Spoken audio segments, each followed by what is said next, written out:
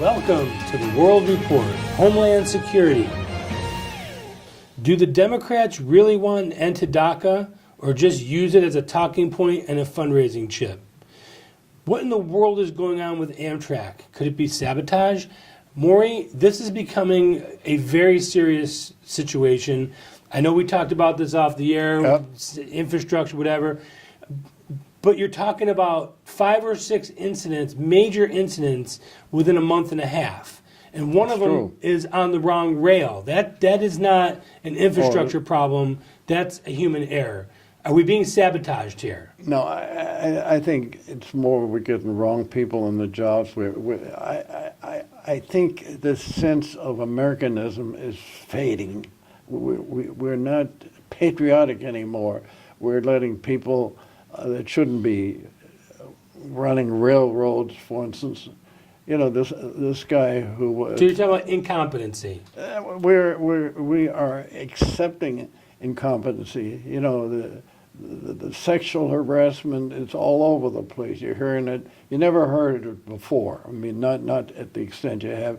There are a lot of things that are coming out in the open now that are definitely against what this country stands for.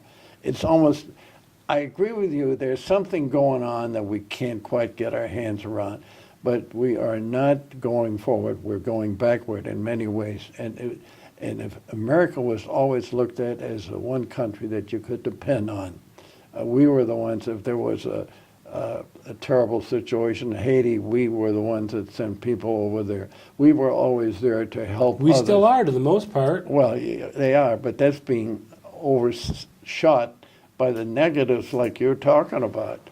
And the media just seems to take a delight in making the most of it. The knocking down of Confederate statues. I mean, come on. I mean, I'm a student of the Civil War. That was the worst war we ever had by far.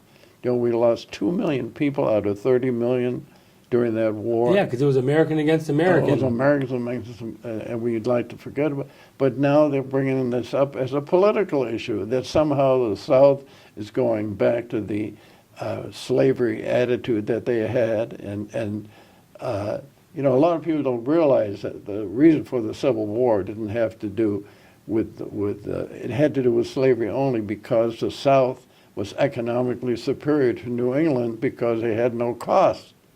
I mean, this is a little side issue, but the point. No labor costs. Oh, the labor costs, and New England was losing a lot of business.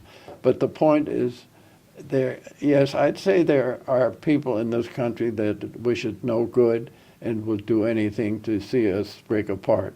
I don't think it's going to happen, but they're trying. Now, I have to say that President Trump is a pretty skilled negotiator and a pretty skilled person, basically. I think he's outmaneuvering the Democrats on this whole DACA thing, and I'll tell you why. Democrats have just gotten a deal where they could get 1.8 million Dreamers, so-called, legalized. Yep. They only wanted 800,000, and now they're rebuffing that.